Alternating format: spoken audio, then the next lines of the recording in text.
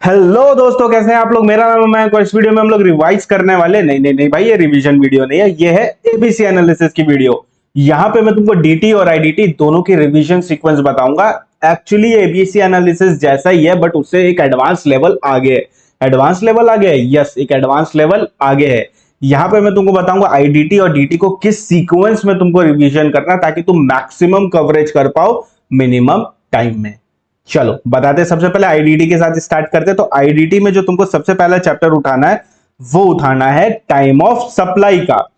ये self study time allocation है, यानी कि तुमको अपने हिसाब से कितना, 1 घंटा मेरे हिसाब से इसमें लगना चाहिए। सेल्फ स्टडी जब करने बैठोगे तो 1 घंटे में चैप्टर खत्म कर देना।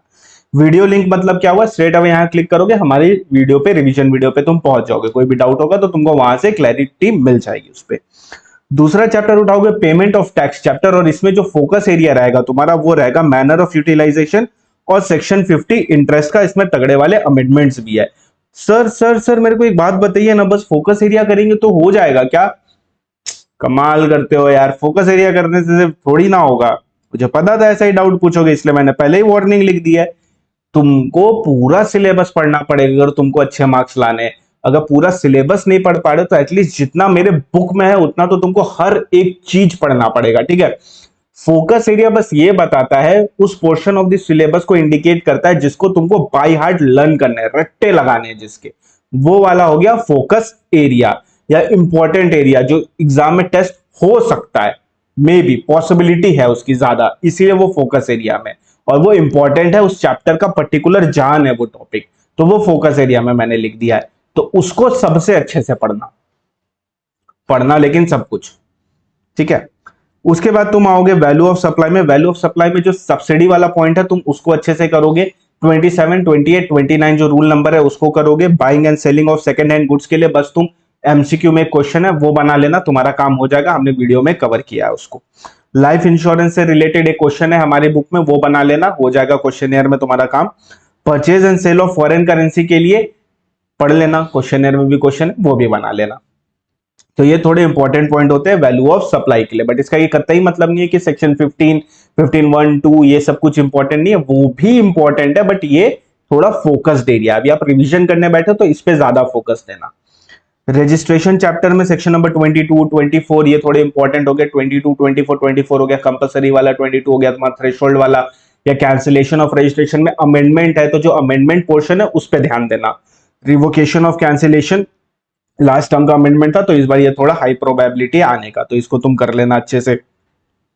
3 आवर्स से ज्यादा नहीं लगेंगे, 3 आवर्स में कंप्लीट कर देना। अच्छा, ये आर्ट्स के लिए भी एक चीज बता देता हूं, नहीं तो बाद में मेरा सर खाओगे। You can change the time allocation as per your individual strategy. ये बस एक तुमको आइडिया देने के लिए कि मोटा मोटी इतना टाइम इसमें लगना चाहिए। कम भी लग सकता है, ज्यादा भी लग सकता है, कुछ भी लग सकता है, वो तुम्हारे ऊपर है, वो that is totally your call. तो उस पर बिल्कुल भी बहस मत करना मेरे से कि 3 घंटे में रजिस्ट्रेशन कैसे होगा। मेरे को तो 6 घंटे लगते, 6 लगते तो 6 लगाओ, 1 लगते तो 1 लगाओ। मैंने क्या बोला है, हमने रिवीजन वीडियो पूरी कंप्लीट की है कॉन्सेप्चुअल डीटी और आईडीटी, और वहां हमने क्या सीखा है कि टाइम मैटर नहीं करता है, what matters is quality. Okay, composition scheme में तो 2 ही सेक्शन है, वो 2 सेक्शन कर लोगे, पूरा कॉम्पोजिशन स्कीम खत्म हो जाएगा with question and answer. Reverse charge mechanism पूरा चैप्टर ही इंपॉर्टेंट है, बट जो सबसे ज्यादा फोकस्ड एरिया है वो जीटी है, बिकॉज जीटीए में अमेंडमेंट है। रेंटिंग ऑफ मोटर व्हीकल में क्लैरिफिकेशन है, तो उससे रिलेटेड क्वेश्चन आ सकता है। पॉइंट नंबर 8 जो अपने बुक में है, जिसमें अदर सारे पॉइंट दिए हुए हैं, बिजनेस फैसिलिटेटर का, स्पॉन्सरशिप का, सिक्योरिटी का, वो पूरा इंपॉर्टेंट है। एंड सेक्शन 9(5) में लास्ट टर्म का अमेंडमेंट था, तो वो इंपॉर्टेंट हो जाता है। लास्ट टर्म का कौन सा, स्विगी जोमेटो वाला, तो पूरा 9(5) ही इंपॉर्टेंट है, उसको अच्छे से कर लेना। प्लेस ऑफ सप्लाई में ले देके तो 3 ही सेक्शन है, 10, 11 में तो कुछ है नहीं, 12 और 13 3 ही सेक्शन है, उसमें क्या ही बताओ फोकस एरिया, वो पूरे अच्छे से कर लेना। अगर तुमको प्लेस ऑफ सप्लाई नहीं आती है तो हाईली रिकमेंड करूंगा मेरी वीडियो जरूर कर लेना। प्लेस ऑफ सप्लाई मक्खन हो जाएगा तुम्हारा, वैसे सारे ही चैप्टर मक्खन हो जाएंगे। रिफंड अंडर जीएसटी में है तगड़ा अमेंडमेंट। सबसे बड़ा अमेंडमेंट जो है वो है तुम्हारा इन्वर्टेड ड्यूटी स्ट्रक्चर में, तो इसको अच्छे से प्रैक्टिस करना। दूसरा जो अमेंडमेंट है वो है जीरो रेटेड सप्लाई में, और इंटरेस्ट ऑन रिफंड में अमेंडमेंट नहीं, बट इससे क्वेश्चन आता है। तो यहां पे एक चीज तुम ध्यान रखना, इंटरेस्ट ऑन रिफंड में डेज का कैलकुलेशन का क्वेश्चन जरूर कर लेना कि कौन सा डेट इंक्लूड करना है, कौन सा डेट एक्सक्लूड करना है। क्वेश्चनर में तुमको मिल जाएगा ये सारे क्वेश्चन। ऑफेंस एंड पेनल्टी बहुत बड़ा चैप्टर है, तुम कंफ्यूज हो जाओगे। मेरी वीडियो कर लेना, कभी नहीं होगे। और कौन से सेक्शंस उसमें इंपॉर्टेंट है, 122, 126, 129, 130, 132 और 138, ये सबसे इंपॉर्टेंट सेक्शन है।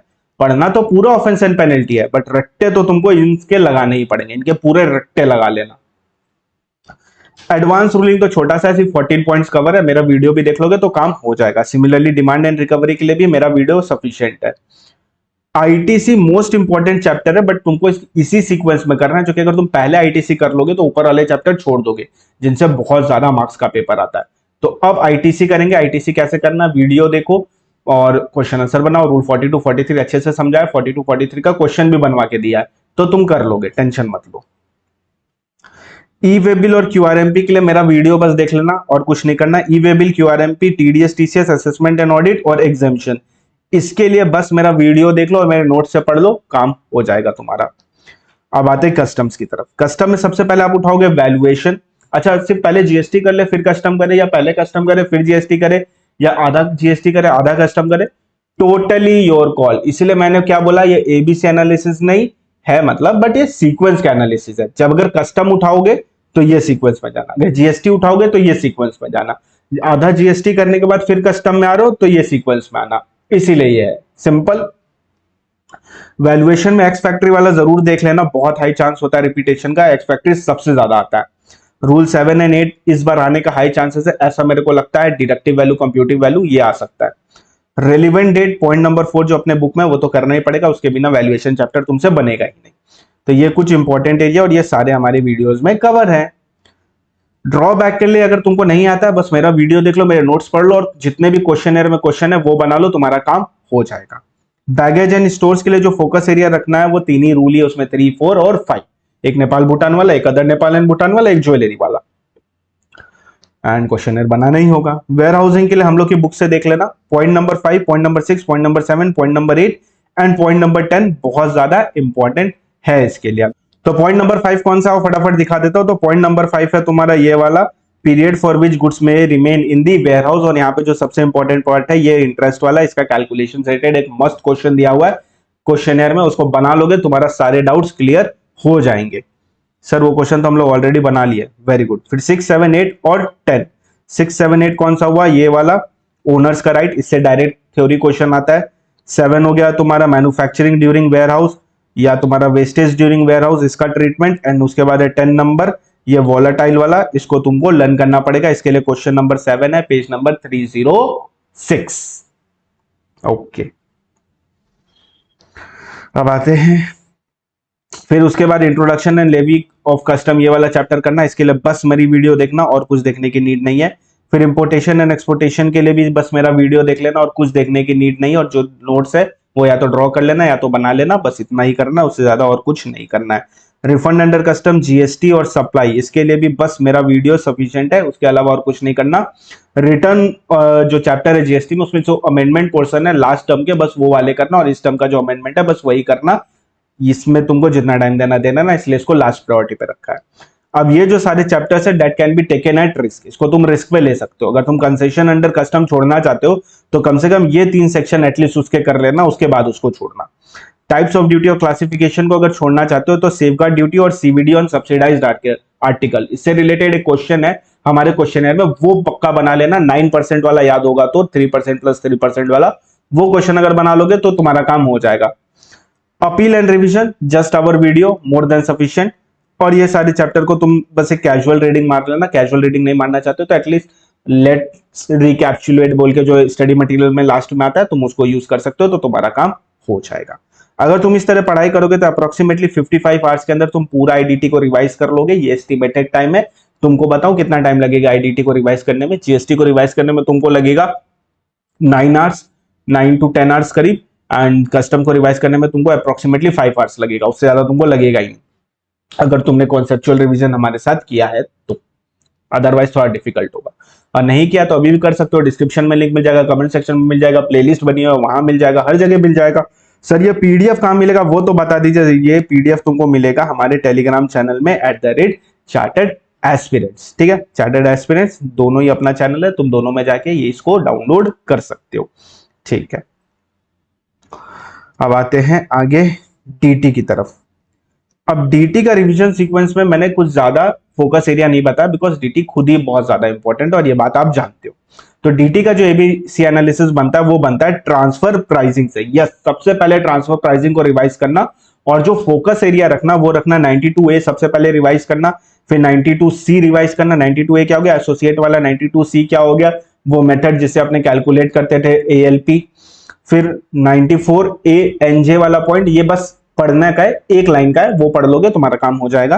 प्राइमरी और सेकेंडरी एडजस्टमेंट, और सबसे इंपॉर्टेंट इसमें क्या पढ़ोगे, जो एडिशनल इनकम टैक्स पे करना वो वाला पॉइंट पढ़ोगे। फिर 94B एंड 92CC। 92CC को एकदम एंड में करेंगे। 94B से डायरेक्ट क्वेश्चन था, बहुत ही इजी होता है, हमने किया भी था, बहुत ज्यादा इजी होता है। 92CC को एकदम एंड में रखना। 92CC क्या है, अप्पा एडवांस प्राइसिंग एग्रीमेंट। उसके बाद आएंगे डीटीडबलए में, और डीटीडबलए में हम लोग क्या कवर करने वाले हैं, 80C, 80CCC, 80D, 80G, 80QQB, 80TTA, 80TTB। डीटीडबलए में जो सबसे ज्यादा फोकस एरिया रखना वो तुमको रखना है सॉल्विंग द क्वेश्चन। हमारे क्वेश्चन में जितने क्वेश्चन है उतना भी बना लिया ना, सफिशिएंट है, उसके अलावा और कुछ बनाने की नीड नहीं है। इक्वलाइजेशन ले भी छोटू सा चैप्टर है, आधे घंटे में आराम से हो जाएगा। उसके बाद वीडीए एंड यूलिप करना। वीडीए एंड यूलिप क्यों करना है, वीडीए जो है वो अमेंडमेंट है इस बार का, virtual digital asset, and ULIP जो है वो अमेंडमेंट है पिछले टर्म का। तो दोनों बहुत ज्यादा इंपॉर्टेंट है, इसके लिए बस हमारी वीडियो देख लेना, तुम्हारा काम हो जाएगा। फिर चैरिटेबल ट्रस्ट, भाई इसमें तो तगड़े तगड़े अमेंडमेंट है, तगड़े तगड़े, तो बिना वीडियो देखे चैप्टर की तरफ मत कूदना, इसको अच्छे से बना लेना चैरिटेबल ट्रस्ट को, तो तुम समझ लो अप्रोक्सीमेटली 8 मार्क्स तो आराम से सिक्योर कर पाओगे।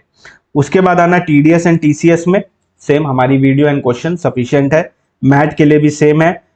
उसके बाद आओगे फर्म, एएमटी, 10AA, ये तीनों चैप्टर को पहले एक साथ पढ़ोगे, उसके बाद इसका क्वेश्चन बनाओगे। और हमारे क्वेश्चन में तो एक मस्त वाला क्वेश्चन है जिसमें फर्म भी, एएमटी और 10AA एक ही क्वेश्चन में सारा एडजस्टमेंट है, तो वो कर लेना। सर सर सर इसमें पीजीबीपी नहीं है, घबराओ मत, पीजीबीपी कब करना बताऊंगा, घबराओ मत। और फॉर्म एएमटी 10AA करोगे तो तुम्हारा पीजीबीपी आधा ऐसे ही हो जाएगा, मैट करोगे तुम्हारा आधा पीजीबीपी ऐसे ही रिवाइज हो जाएगा।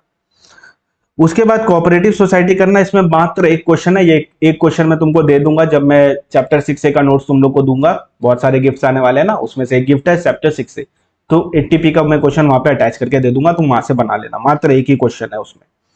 फिर आएंगे कैपिटल गेन चैप्टर में, बट पूरा कैपिटल गेन चैप्टर नहीं करेंगे, हम करेंगे स्लम सेल, 9B एंड 45(4), ये तीनों लास्ट टर्म का अमेंडमेंट है और बहुत बहुत ज्यादा इंपॉर्टेंट है, तो इसको अच्छे से करेंगे। आधा घंटा से लेके 1 घंटा करीब इसमें तुमको लगेगा ही लगेगा।